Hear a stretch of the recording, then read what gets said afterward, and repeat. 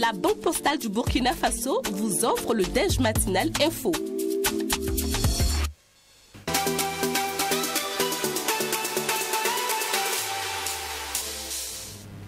Le Déj Info reçoit pour vous aujourd'hui Dr Sibri Kaboré. Il est médecin de santé publique, responsable du service des maladies cardiovasculaires, métaboliques, génétiques et respiratoires chroniques à la direction de la prévention et du contrôle des maladies non transmissibles. Avec lui, nous parlerons de la thématique du diabète, état des lieux, causes et alternatives au Burkina. Bonjour et bienvenue. Docteur. Bonjour. Le monde entier commémore aujourd'hui la journée dédiée justement à cette pathologie, au diabète. Déjà, dites-nous en termes de définition, qu'est-ce qu'on devrait entendre par diabète et quelles sont ses principales formes que l'on retrouve au niveau du Burkina Faso? Ok, il faut dire que le diabète est une maladie chronique non transmissible qui se traduit par une élévation du sucre dans le sang. Il existe plusieurs types de diabète, principalement regroupés en 4. Le diabète de type 1, le diabète de l'enfant, le diabète de type 2, le diabète le plus répandu, le diabète gestationnel et les autres types les groupes spécifiques de diabète. Et donc, les plus prédominants, en tout cas dans le monde et au Burkina Faso, c'est le diabète de type 2. Fait l'objet de tous les combats. Quelle est sa prévalence au niveau du Burkina? Il faut dire que selon les résultats de l'enquête STEP réalisée en 2021, le taux de la prévalence du diabète de type 2 est estimé à 7,6% de la population. 7,6%. D'accord. Est-ce qu'il y a des chiffres exactement concernant des régions comme Ouagadougou ou Bobo-Dioulasso? Oui, il y a des chiffres. On a, comme c'est une enquête qui a été menée sur le plan national, il y a pas forcément des chiffres, mais on a essayé de faire sortir les chiffres selon le sexe, selon le milieu rural et autres. Et donc, quand on dit que la prévalence est de 7,6% de la population, elle varie selon le sexe. Par exemple, elle était de 8,5% pour les hommes et 6,8% pour les femmes. Et elle variait aussi avec l'âge, dès que le diabète était plus prévalent dans les populations d'âge avancé que dans les populations d'âge moyen. Et donc avec une prévalence de 5,3% pour les populations de 18 à 29 ans et 12% pour les populations de 45 à 69 ans. Et donc ce qu'il faut dire aussi, c'est que ces résultats-là en tout cas montrent qu'il y a une augmentation, sinon une explosion de la prévalence, parce que si on la compare aux prévalences de 2013, parce qu'en 2013 il y a eu une enquête STEP aussi, la prévalence était de 4,9%. Elle est passée de 4,9% à 7,6%, presque du simple au double. Voilà. Justement, au niveau du genre, qu'est-ce qui explique cette prévalence au niveau des hommes comparativement aux femmes? Est-ce à dire que les hommes sont beaucoup plus enclins à la consommation de sucre? Comment est-ce que vous l'expliquez? Non, cela n'est pas forcément lié à ça, mais il faut dire que le diabète, il y a une prédominance du diabète. Le sexe masculin est plus prédisposé au diabète. Ce sont des facteurs non modifiables qui sont connus. Les diabètes touchent plus les hommes que les femmes. C'est dans la constitution génétique des humains. Est-ce qu'il existe d'autres problèmes de santé qui sont associés au même moment avec justement le diabète? Bien sûr. Cela va m'amener à parler un peu des facteurs de risque, puisque comme on a dit que c'est une maladie chronique non transmissible, ce n'est pas ici une maladie qui est causée par la piqûre d'une moustique comme le paludisme ou bien causée par un germe. Mais elle est causée par un certain nombre de facteurs qui, si ils sont associés, vont concourir à la survenue de la maladie. Et ces facteurs-là, on les regroupe en facteurs de risque non modifiables, c'est-à-dire on ne peut pas agir sur eux. Et il y a aussi les facteurs de risque modifiables. Les facteurs de risque non modifiables, c'est l'âge. Quand on avance en âge, on est plus prédisposé. Généralement, on parle de 40 ans, même si ce chiffre est en train d'être revu à la baisse. Il y a l'hérédité. Si vous êtes né d'un père ou d'une mère diabétique, vous êtes plus prédisposé. Il y a le sexe masculin, comme on disait. Ça, ce sont les facteurs de risque non modifiables. À côté d'eux, il y a les plus importants qui constituent, en tout cas, qui créent le lit du diabète. Ce sont les facteurs de risque modifiables. Et ça, c'est le surpoids et l'obésité. C'est la consommation abusive d'alcool. C'est la consommation des aliments, la mauvaise alimentation, la malbouffe, c'est-à-dire l'excès alimentaire, ce qui est gras, sucré, consommer trop gras, trop sucré et trop salé. Tout ça, ça peut constituer le lit du diabète. Il y a la consommation, il y a le tabagisme. Voilà, tout ça, ce sont des facteurs. Et la sédentarité, l'insuffisance des activités physiques. Tout ça, ce sont des facteurs de risque modifiables sur lesquels on peut agir pour diminuer la prévalence et l'incidence du diabète. Docteur, je vais m'attarder sur un aspect que vous venez de souligner. Vous avez dit tantôt que c'est une maladie qui est due à une consommation un peu excessive au niveau des sucres. Mais vous avez tout à l'heure parlé de la consommation de l'alcool. Comment est-ce que cela s'explique? Parce que pour le commun des Burkinabés, c'est celui-là même qui consomme beaucoup les sucreries, consomme beaucoup que ce soit des biscuits sucrés ou des bonbons, qui est beaucoup plus à risque de prendre cette maladie. Comment les consommateurs au niveau de l'alcool aussi peuvent s'y retrouver? Est-ce qu'on peut faire un peu de pédagogie aussi pour tous? Bien sûr. L'alcool contient beaucoup de sucre, ça c'est un. Et l'alcool agresse le pancréas, qui est le principal organe qui produit l'insuline, qui diminue le taux de sucre dans l'organisme. Donc l'alcool, en tout cas sa consommation excessive, constitue un facteur qui peut amener à la survenue du diabète. Il y a la malbouffe. La malbouffe, la manger trop sans faire des exercices physiques pour dépenser, ça fait beaucoup de réserves dans l'organisme et à la fin ça va créer du surpoids, l'obésité qui va créer la résistance à l'utilisation des cellules par l'insuline, donc ça va créer des hyperglycémies et progressivement l'installation du diabète. Sur la malbouffe, il y a beaucoup qui sont dans des secteurs d'activité où ils rentrent souvent tardivement. Est-ce que se permettre de manger tardivement aussi peut constituer une sorte de malbouffe? Bon, en principe, il n'est pas conseillé de manger tardivement, mais en fait, la malbouffe, non, c'est pas tardivement. C'est-à-dire, quand nous parlons de malbouffe ici, c'est la quantité surtout. C'est la quantité et la constitution. Quand c'est très énergétique, les aliments préparés, l'alimentation industrielle. C'est-à-dire, expliquons précisément. Non, je veux pas, je sais pas ce que je veux dire, mais il y a une nouvelle forme d'alimentation qui sont en train d'entrer dans... peut-être des fast-food. Voilà, surtout ça, vous me donnez le mot, c'est les fast-food surtout. C'est l'alimentation industrielle, c'est les concentrations de sucre, de sel et autres, des aliments qui sont conservés par le sel. Donc c'est ça surtout. C'est surtout ça. D'accord. Docteur, dites-nous, quel est l'impact économique et social du diabète, notamment sur les populations et aussi sur le gouvernement, sur l'organisation et tout? Il faut dire que le diabète, le Burkina Faso, comme les autres pays du monde, et de l'Afrique est confronté à l'explosion de l'épidémie du diabète avec ses conséquences, son fardeau social et économique. Parce que le diabète, quand il n'est pas dépisté tôt et pris en charge, il peut conduire à des complications. Quand une personne a une jambe amputée, quand une personne subit un AVC qui devient handicapée, quand une personne perd la vue à cause du diabète, elle devient une charge pour sa famille, pour l'économie et pour la nation.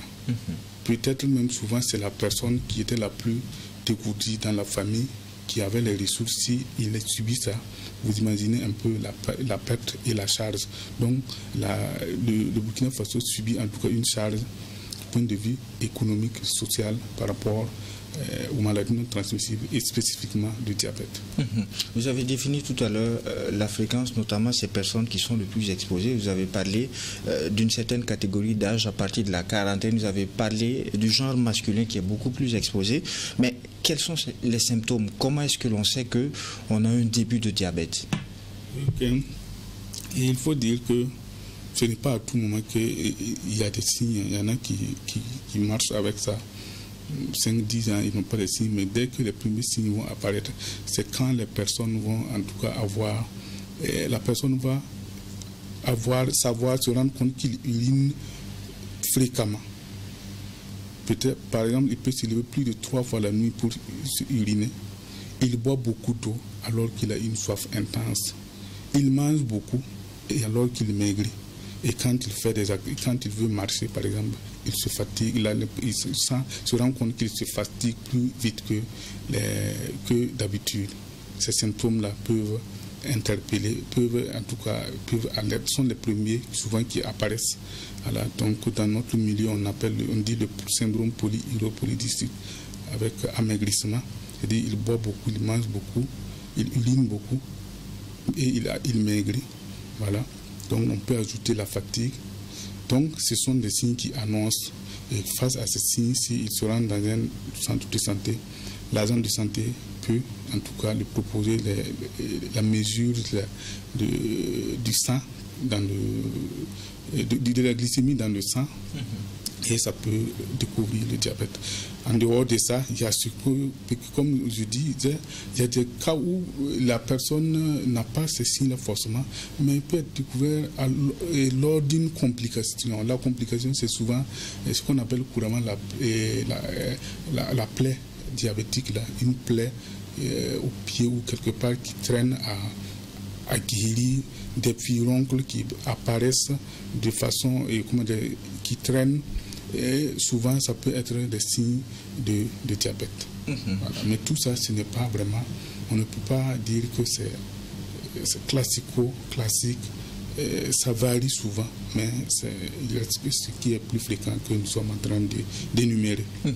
Docteur, ce que vous dites est très pédagogique, même si ça fait un peu peur. Dites-nous, est-ce qu'il est possible pour un citoyen, pour un patient, d'avoir une glycémie normale, mais se retrouver dans les symptômes que vous expliquez là?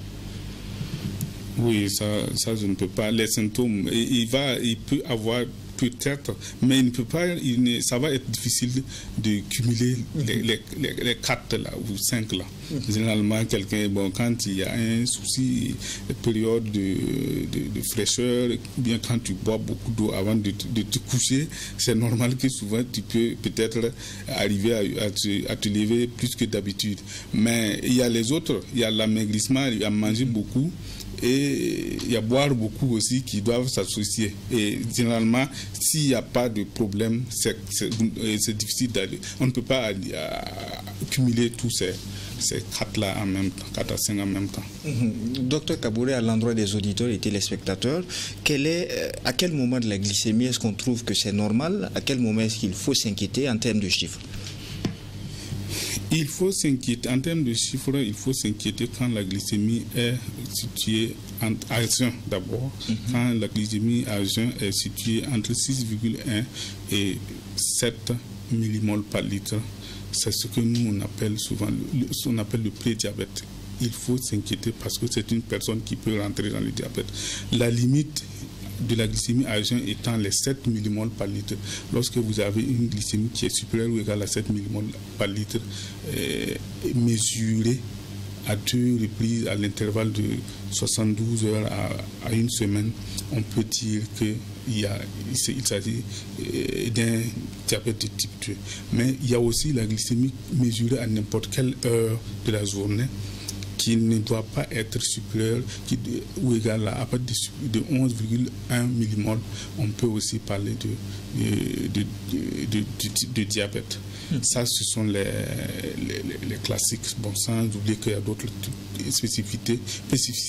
Qui concernent aussi le Burkina? Oui, qui ne concernent pas forcément le Burkina. Non, ça, c'est des critères de diagnostic. Mais les critères usuels, là, ça permet de découvrir le diabète.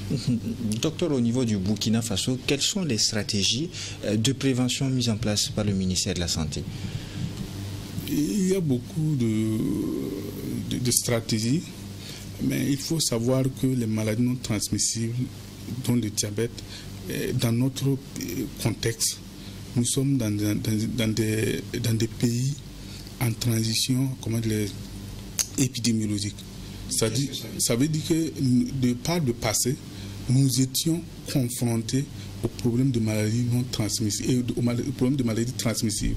C'était la tuberculose, c'était le VIH, c'était la rougeole, la méningite. C'est ça, c'était ça nos problèmes de santé publique. Mais depuis un certain temps, l'accent au niveau du ministère était en ce moment mis sur voilà, depuis un certain temps, il y a une montée avec le changement du mode de vie. Il y a une montée des maladies non transmissibles, dont le diabète. Et donc, le ministère a mis en place et s'est rendu compte de ça, le ministère de la Santé s'est rendu compte de ça, en tout cas, en créant une direction de la prévention et du contrôle des maladies non transmissibles au sein de la direction générale de la santé publique. Donc, ça commence par ça. Et cette direction-là qui est chargée, en tout cas, de déployer la stratégie de lutte contre les maladies non transmissibles, dont le diabète. Et il y a plusieurs activités qui sont menées. Il y a les activités de renforcement des capacités des agents de santé de la périphérie, ce qui n'était pas pris en charge. Le diabète et d'autres maladies n'étaient pas pris en charge au niveau des CSPS, au niveau des formations sanitaires de base.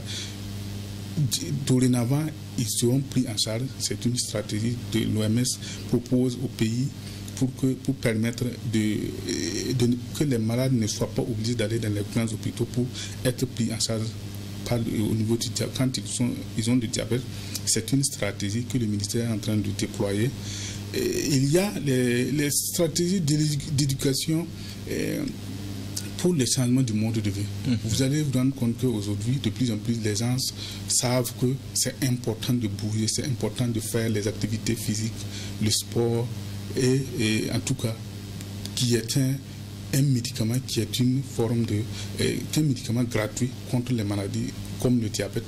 Et donc, le ministère est en train d'appeler les populations à ça, de sensibiliser les populations à ça, parce que ce n'est pas tout le monde qui sait ça.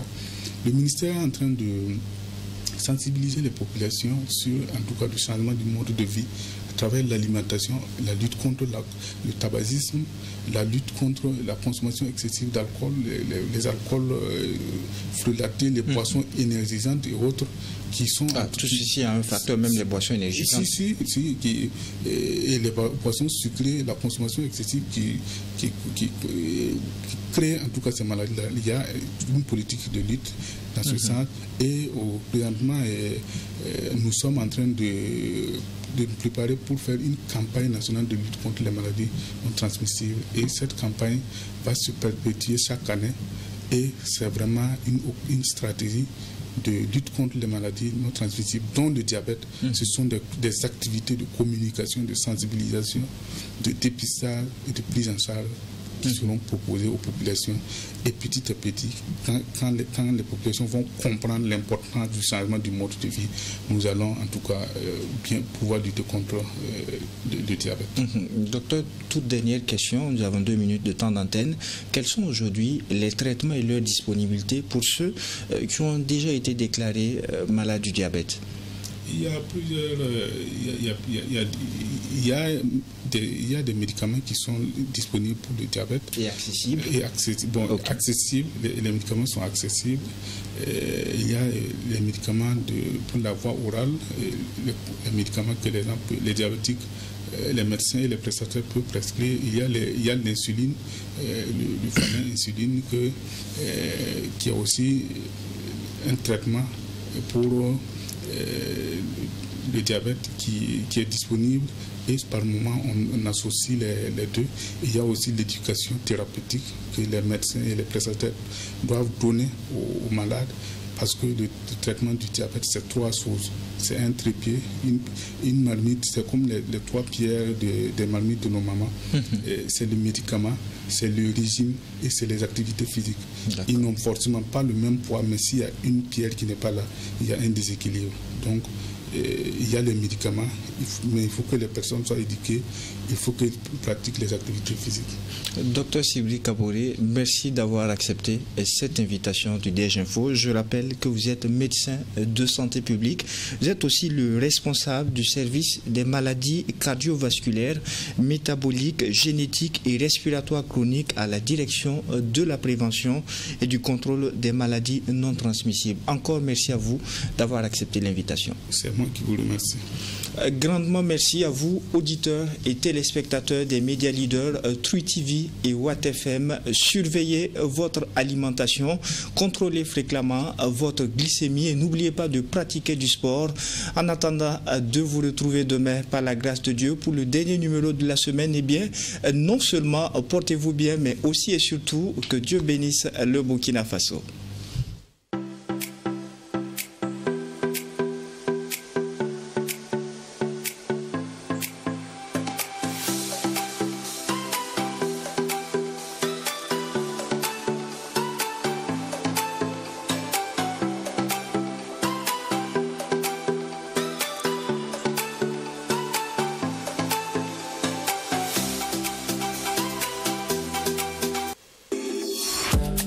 La Banque Postale du Burkina Faso vous a offert le Déj Matinal Info.